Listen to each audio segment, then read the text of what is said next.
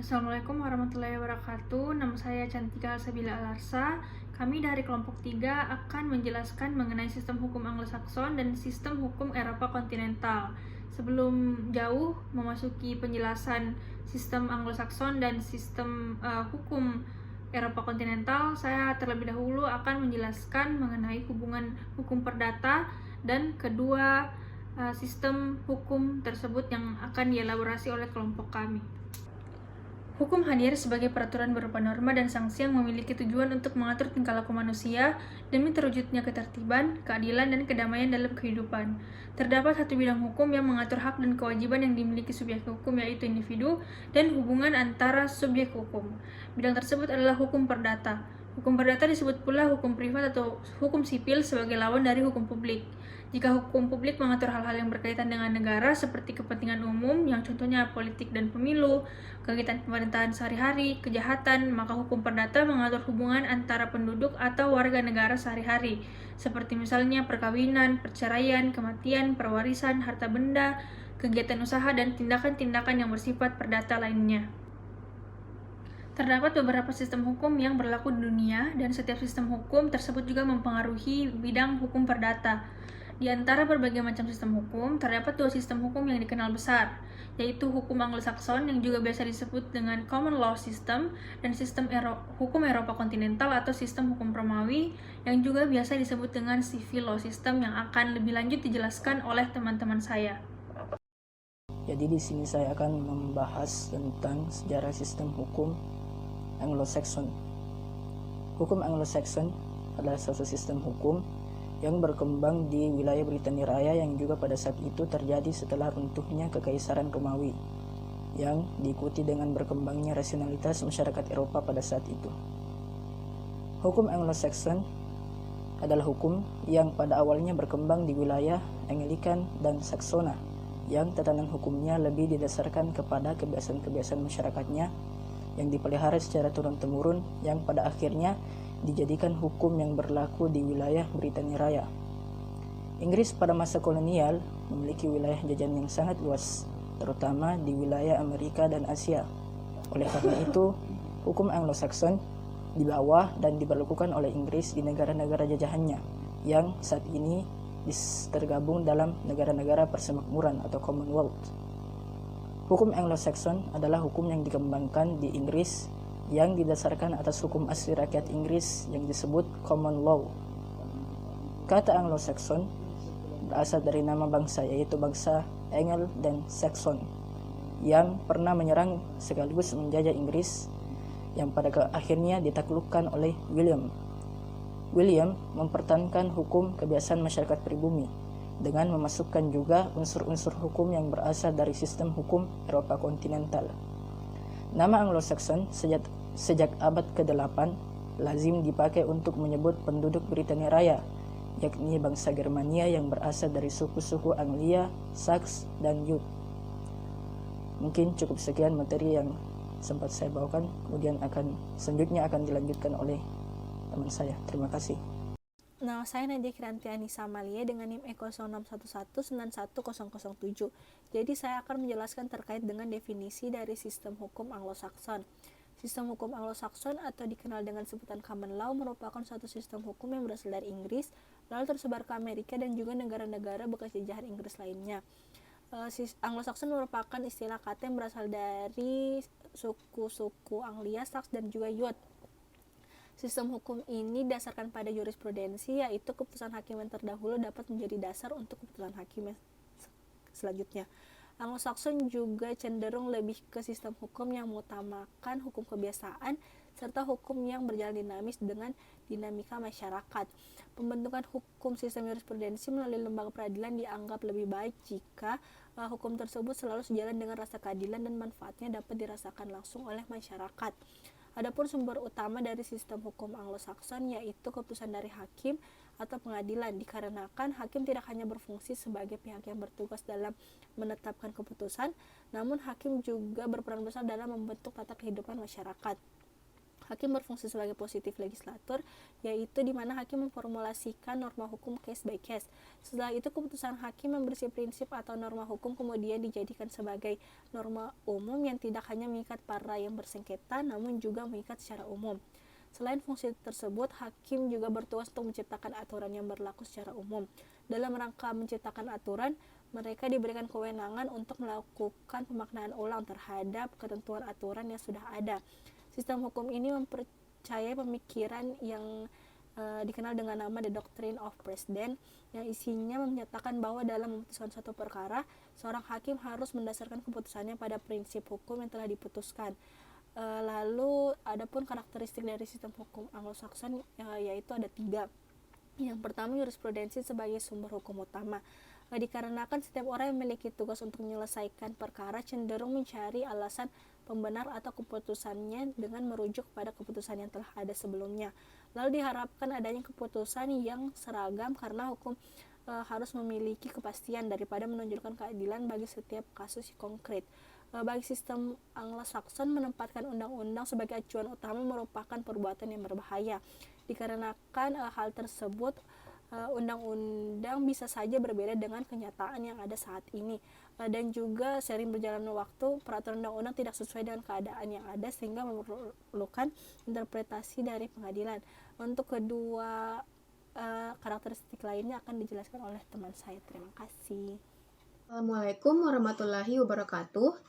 Nama saya Ramdana Dwi Mulyani, NIM E0611911058. Jadi selain dari salah satu karakteristik yang sudah dijelaskan teman saya sebelumnya, masih ada 2 lagi karakteristik dari sistem hukum Anglo-Saxon ini. Yang kedua itu sistem hukum Anglo-Saxon menganut doktrin stare decisis.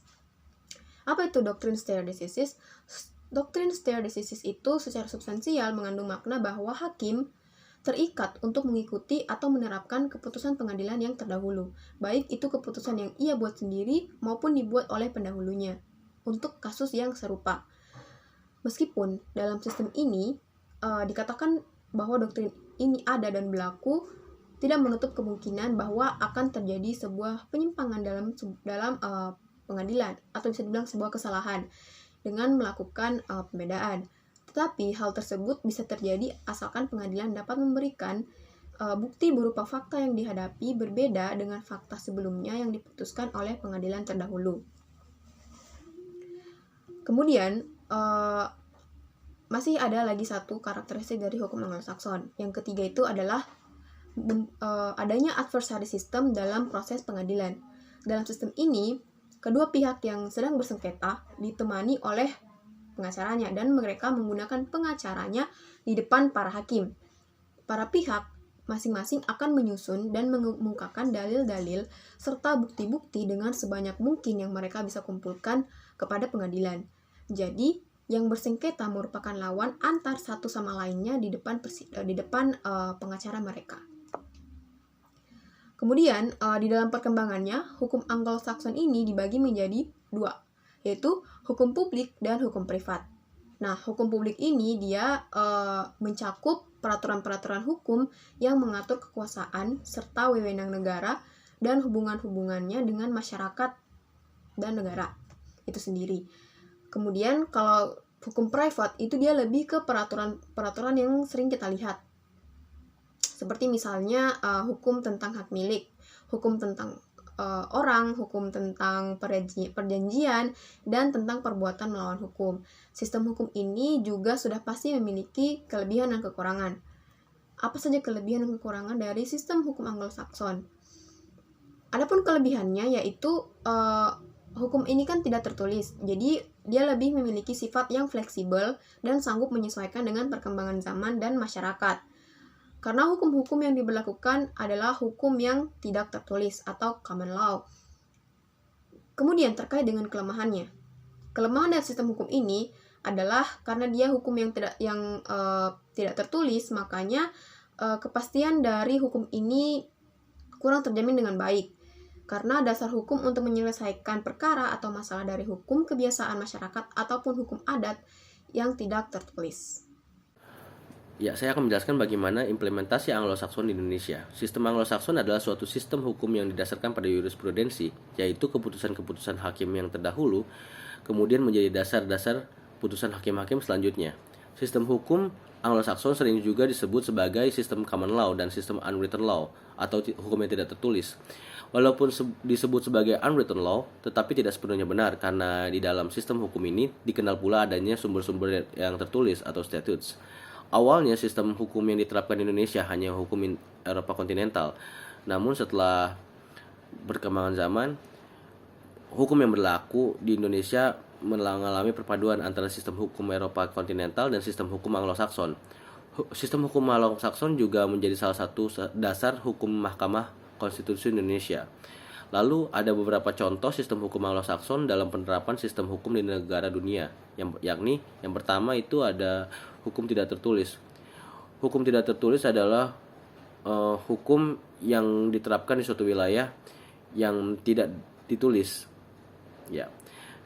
Hukum Anglo-Saxon cenderung mengutamakan kebiasaan dan dinamika yang terjadi di masyarakat. Beberapa bagian dari hukum ini tidak ditulis, sehingga dapat berubah mengikuti perkembangan zaman. Hukum Anglo-Saxon sangat fleksibel dan dapat dengan mudah berubah sesuai dengan perubahan zaman, perubahan yang terjadi di dunia. Salah satu contoh sistem hukum Anglo-Saxon di Indonesia adalah asas hukum adat yang tidak dibuat dalam aturan tertulis. Lalu yang kedua ada hukum hasil keputusan hakim. Contoh sistem hukum Anglo-Saxon juga dapat dilihat pada hukum hasil keputusan hakim di pengadilan. Banyaknya perbedaan konstitusi tertulis dan tidak tertulis membuat sistem hukum Anglo-Saxon menggunakan keduanya. Selain bersumber dari peraturan tidak tertulis, sumber hukum di sistem Anglo-Saxon juga berasal dari putusan hakim dalam bentuk tertulis. Hakim memiliki kekuatan yang sangat luas di negara Anglo-Saxon. Hakim merupakan pihak yang memiliki wewenang untuk menetapkan peraturan hukum, menafsirkan peraturan hukum, dan membentuk tatanan kehidupan di masyarakat. Pembentukan peraturan hukum melalui jurisprudensi dinilai menjadi cara terbaik. Cara ini dapat menciptakan keadilan yang dapat dimanfaatkan dengan merata oleh masyarakat. Hakim bisa membentuk hukuman baru bagi perkara sejenis yang sebelumnya sudah memiliki penyelesaian hukum. Produk hukum yang dapat dibentuk oleh hakim berupa asas hukum tata negara, hukum keuangan negara, landasan hukum APBN, dan berbagai produk hukum lainnya. Lalu yang ketiga ada juri pada peradilan. Adanya juri pada peradilan dan pengadilan juga menjadi contoh sistem hukum Anglo-Saxon yang diterapkan di dunia. Selain hakim, keberadaan juri dalam pengadilan juga menjadi hal penting dalam sistem hukum Anglo-Saxon. Juri bisa menentukan seseorang terdakwa bersalah atau tidak bersalah. Juri ini terdiri dari beberapa orang sipil yang memiliki ilmu dan kemampuan untuk menilai perkara yang sedang disidang. Selama proses persidangan, juri akan melakukan pemeriksaan terhadap terdakwa. Dengan sistem ini, hakim tidak bisa mengambil keputusan yang berbeda dengan juri. Misalnya juri sudah menentukan bahwa terdakwa bersalah, maka hakim tidak bisa menyatakan bahwa terdakwa tidak bersalah. Jika juri sudah menyatakan terdakwa bersalah, hakim hanya memiliki wewenang untuk menentukan lama hukuman atau jenis hukuman yang akan diterima oleh terdakwa.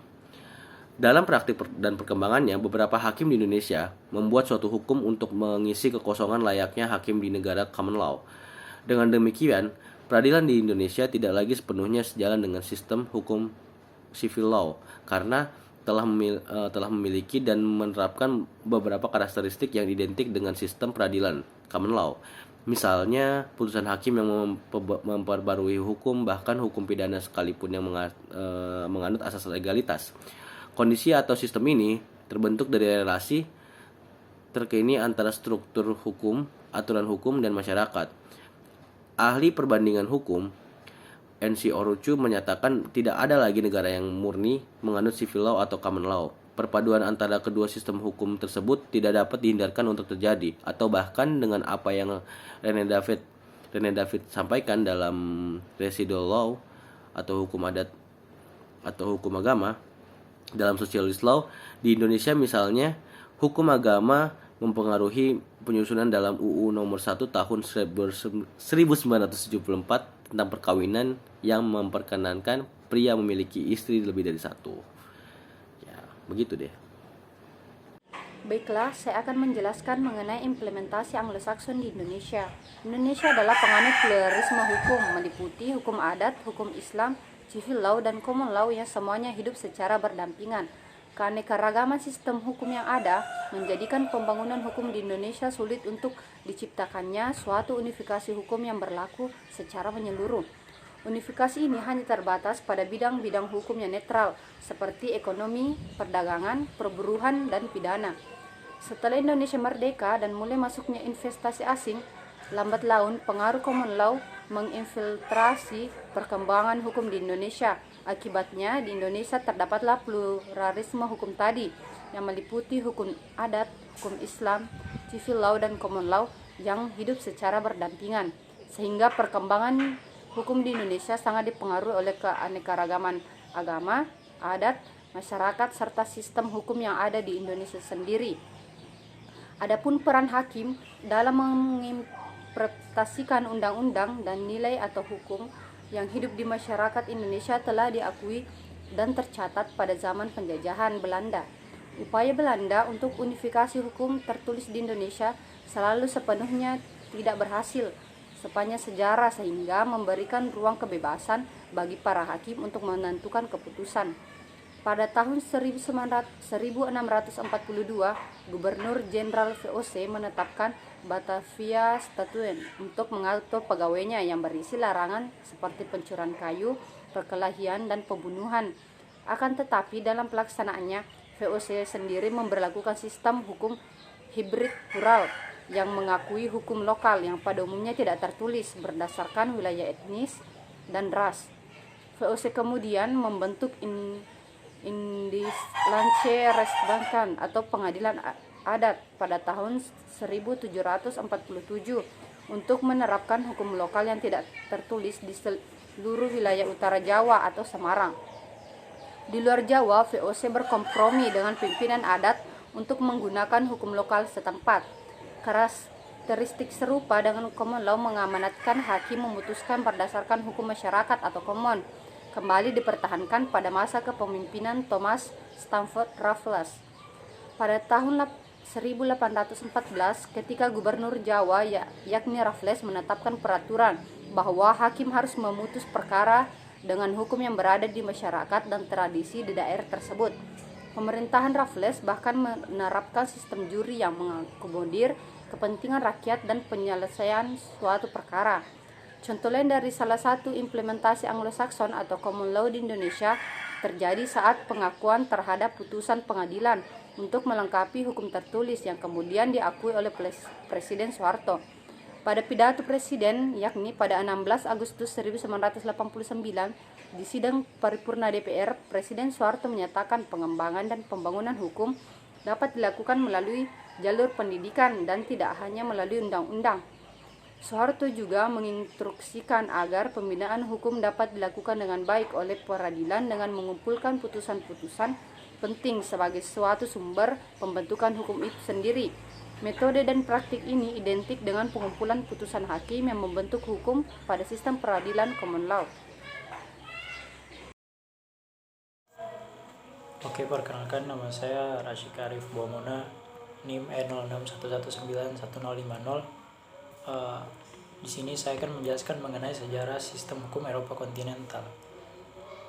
Sistem hukum Eropa kontinental atau yang biasa dikenal dengan istilah civil law adalah sebuah sistem hukum yang bersumber dari kodifikasi hukum pada masa Kekaisaran Romawi, tepatnya sekitar abad 6 sebelum Masehi di bawah masa kepemimpinan Kaisar Justinianus. Peraturan-peraturan hukum tersebut merupakan kumpulan dari berbagai kaidah hukum yang terdapat sebelum masa Justinianus yang kemudian dikenal dengan nama Corpus Juris Civilis. Dalam perkembangannya, prinsip-prinsip hukum yang terdapat dalam Corpus Juris Civilis itu dijadikan dasar kodifikasi hukum di negara-negara Eropa daratan seperti Belanda, Prancis, Jerman, dan Italia, juga Amerika Latin dan Asia termasuk Indonesia pada masa penjajahan Belanda.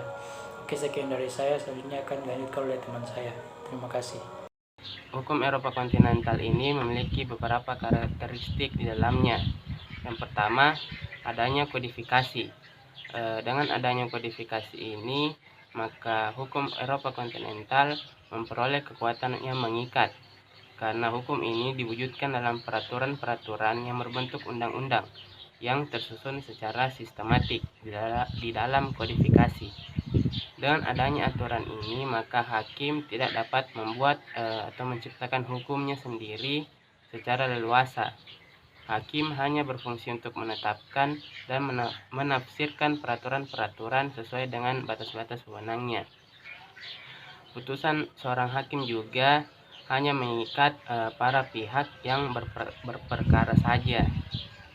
Tujuan dibuatnya aturan kodifikasi ini yaitu untuk mencapai tujuan dari hukum itu sendiri, yaitu memperoleh kepastian hukum. Yang kedua, hakim tidak terikat kepada presiden sehingga undang-undang menjadi sumber hukum utama. Karakteristik kedua ini tidak dapat dilepaskan dari ajaran pemisahan kekuasaan yang mengilhami terjadinya revolusi Prancis.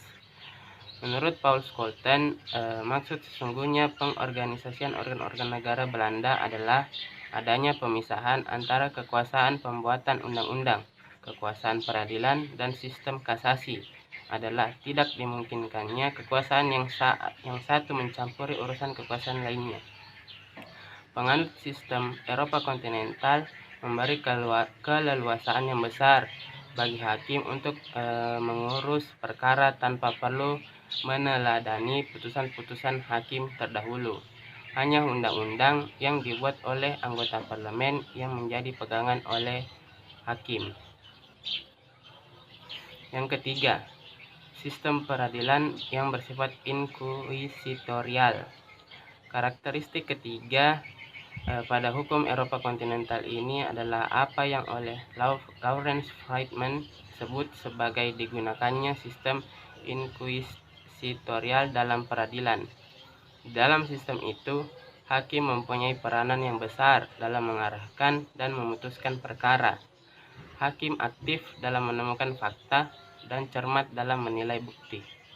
Menurut pengamatan Friedman, hakim di dalam sistem hukum Eropa kontinental berusaha untuk mendapatkan gambaran lengkap dari peristiwa yang dihadapinya sejak awal.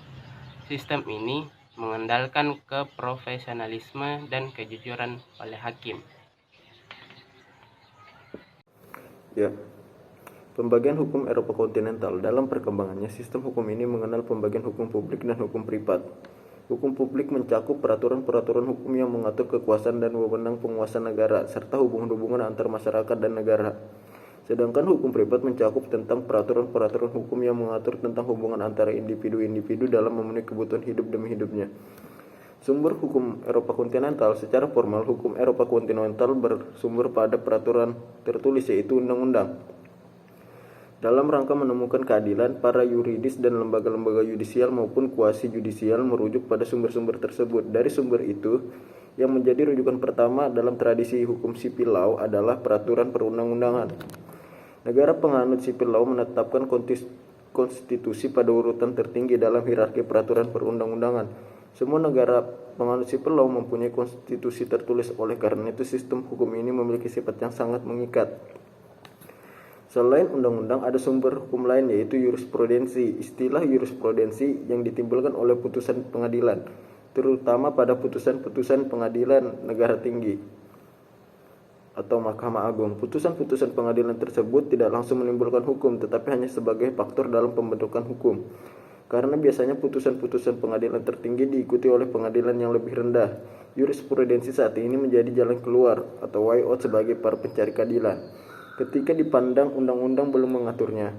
Menjadi permasalahan adalah apabila sudah ada undang-undang yang mengaturnya, lalu muncul putusan hakim yang mengesampingkan aturan dalam undang-undang tersebut dan terlegalkan menjadi jurisprudensi. Kemudian sisi positif dan negatif hukum Eropa kontinental. Sistem hukum ini memiliki segi positif dan negatif.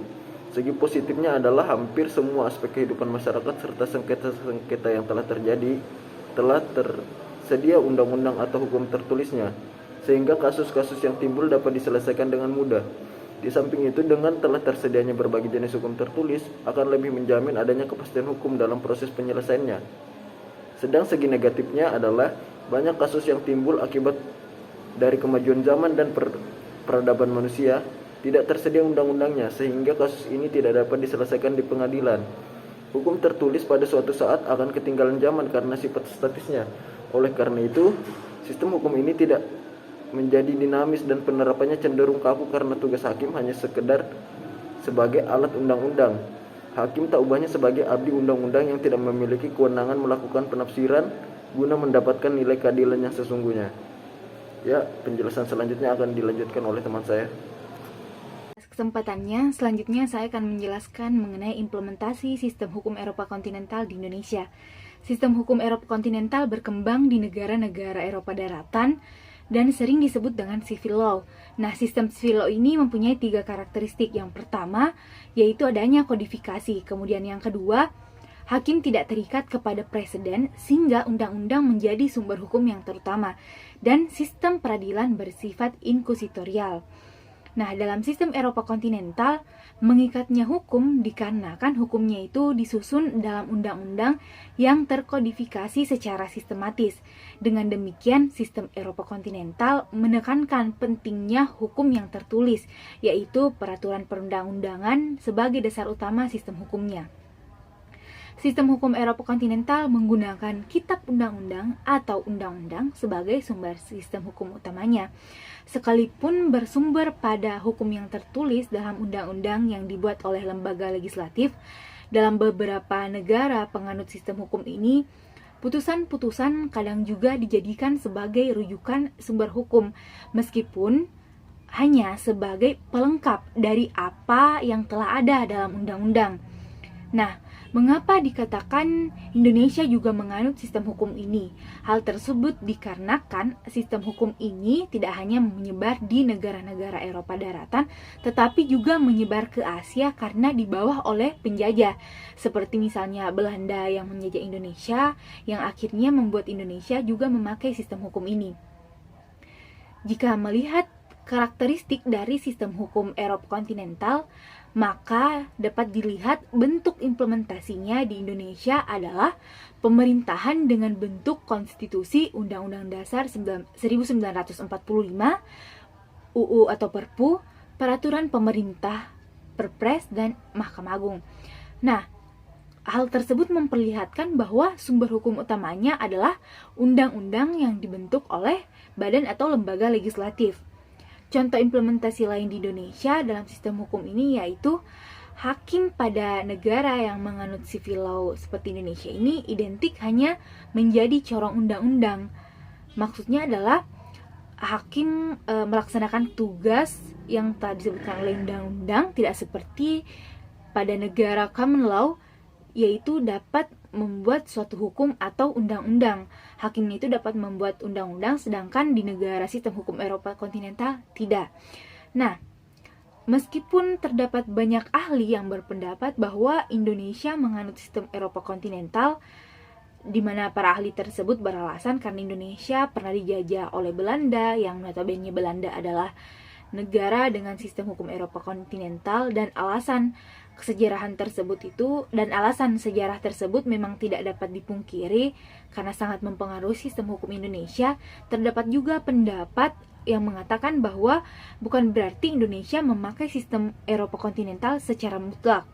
Pendapat tersebut melihat sistem Eropa kontinental yang bukan merupakan tradisi hukum di Indonesia, sehingga jika bukan, maka sistem hukum Eropa kontinental tidak dapat dipaksakan secara mutlak. Maka sistem hukum Eropa kontinental tidak dapat dipaksakan menjadi sistem hukum Indonesia. Demikian akan dilanjutkan oleh pemateri selanjutnya. Terima kasih. Perkenalkan, nama saya Stefani Jonas, saya adalah anggota kelompok 3 Sistem Hukum Indonesia. Kali ini saya akan membawakan materi tentang perbedaan hukum Anglo-Saxon dan Eropa kontinental. Yang pertama adalah sistem hukum Anglo-Saxon. Sistem hukum Anglo-Saxon atau yang biasa dikenal dengan Common Law System dan Unwritten Law adalah istilah lain yang juga biasa merujuk pada sistem hukum Anglo-Saxon. Pada sistem hukum ini, hakim memiliki fungsi yang sentral, yakni sebagai pencipta hukum melalui putusan-putusannya atau yang biasa dikenal dengan istilah judge-made law. Putusan-putusan hakim inilah yang nantinya akan menjadi acuan hukum sekaligus merupakan sumber hukum yang utama. Ciri tidak tertulis melekat pada sistem hukum ini. Sementara itu, Sistem hukum Eropa kontinental atau yang biasa dikenal dengan civil law system atau sistem hukum sipil adalah sistem hukum yang paling banyak, yang hampir 60% penduduk bumi tinggal di negara yang menganut sistem hukum ini. Prinsip pokok yang dianut oleh sistem hukum ini adalah bahwa hukum hanya akan memiliki daya ikat apabila diwujudkan dalam peraturan perundang-undangan yang tersusun secara sistematis menjadi sebuah kodifikasi atau kompilasi. Berdasarkan prinsip ini, maka penekanan utama sistem ini adalah kepastian hukum di mana hanya dapat diwujudkan melalui sebuah peraturan hukum yang tertulis. Secara singkat, perbedaan antara sistem hukum Anglo-Saxon dan Eropa kontinental adalah sebagai berikut.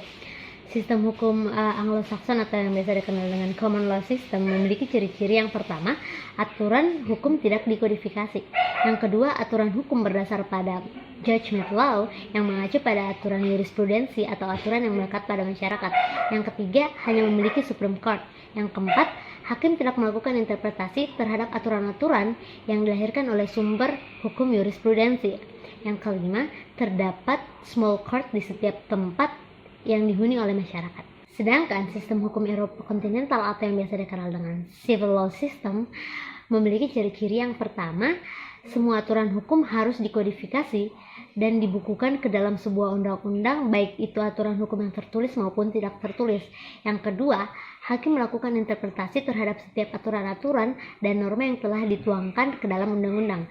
Yang ketiga, adanya unifikasi terhadap seluruh norma-norma yang akan dituangkan ke dalam undang-undang. Dan yang terakhir, hakim mengacu juga pada jurisprudensi, tetapi tetap melakukan interpretasi terhadap aturan-aturan yang telah dituangkan di dalam undang-undang. Sekian yang bisa saya bawakan di materi kali ini. Terima kasih.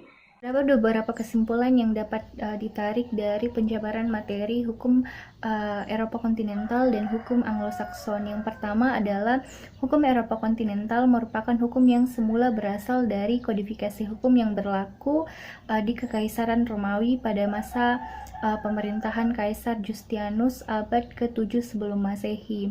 Hukum Eropa kontinental memiliki beberapa ciri yang melekat seperti kodifikasi, pemisahan kekuasaan presiden dan hakim, serta peradilan yang bersifat inkuisitorial.